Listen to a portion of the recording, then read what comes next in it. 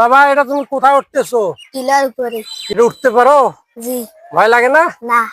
সমতলের মাটি কেটে এটা বানানো হয়েছে একটা টিলার মতো। কত উঁচু!